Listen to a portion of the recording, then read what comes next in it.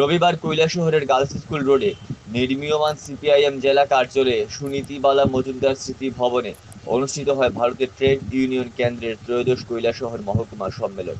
সম্মেলনে 219 জন প্রতিনিধি অংশগ্রহণ করেন। সম্পাদক নির্বাচিত হন নিরঞ্জন রায় ও সভাপতি নির্বাচন হন স্বপন আচার্য। গঠিত হয় 13 সদস্যের সম্পাদক মণ্ডলী ও 48 সদস্যের মহকুমা কমিটি। সম্মেলন উপলক্ষে বিকেলে কৈলাসহর পুর পরিষদ প্রাঙ্গণে অনুষ্ঠিত হয় এক প্রকাশ্য সমাবেশ। এতে প্রধান বক্তা হিসাবে বক্তব্য রাখেন সিআইটিইউ রাজ্য সাধারণ সম্পাদক তথা প্রাক্তন সাংসদ শঙ্কর প্রসাদ দত্ত। তিনি কেন্দ্র ও রাজ্য সরকারের শ্রমিক বিরোধী নীতির তীব্র সমালোচনা করে বলেন, কোটি কোটি শ্রমিক আজ ন্যায্য মজুরি, পেনশন ও নিরাপত্তা থেকে বঞ্চিত।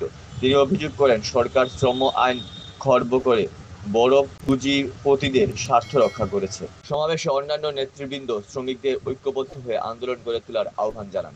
মানুষ তাদের আজকে উপযুক্ত তারা মজুরি পাচ্ছেন না।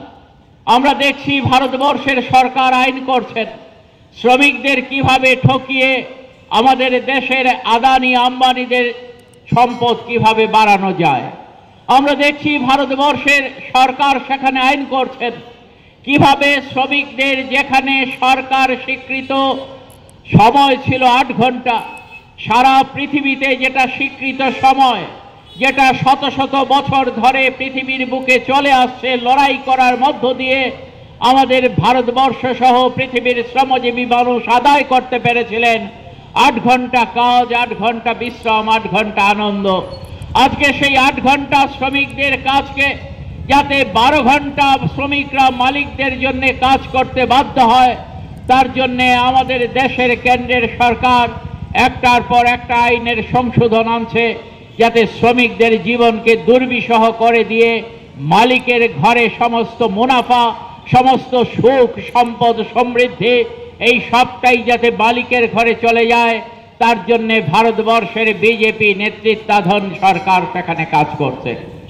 আমি আমাদের আজকে এই কৈলাসহর মহকুমায় যারা বিজেপিকে সমর্থন করেন, যারা বিএমএসকে সমর্থন করেন, সেই বন্ধুদের কাছে আবেদন জানাবো, আজকে ভারতবর্ষে যেখানে আমরা লক্ষ্য করছি নরেন্দ্র মোদী সরকারে আসার আগে আমাদের ভারতবর্ষে যেখানে 100 জন মাত্র বিলিয়নিয়ার ছিল, অর্থাৎ 100 কোটি ডলারের মালিক ছিল, এরকম 100 জন মানুষ ছিল।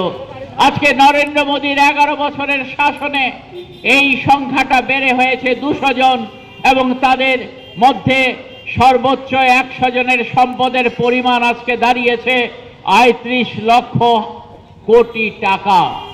কোথা থেকে এই সম্পদ গিয়ে মাত্র 100 জন মানুষের ঘরে জমা পড়ল? আর অন্যদিকে আমাদের শ্রমিকদের মজুরি দিনের পর দিন কমছে, তারা তাদের পরিবার পরিজন নিয়ে চলতে পারছেন না।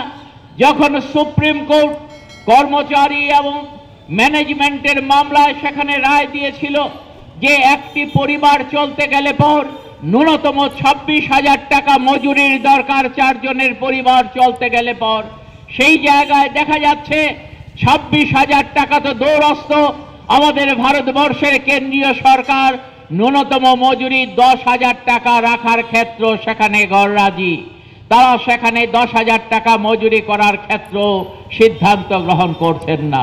রাজ্যে রাজ্যে আমরা দেখছি ন্যূনতম মজুরি তার চাইতে অনেক অনেক গুণ কম।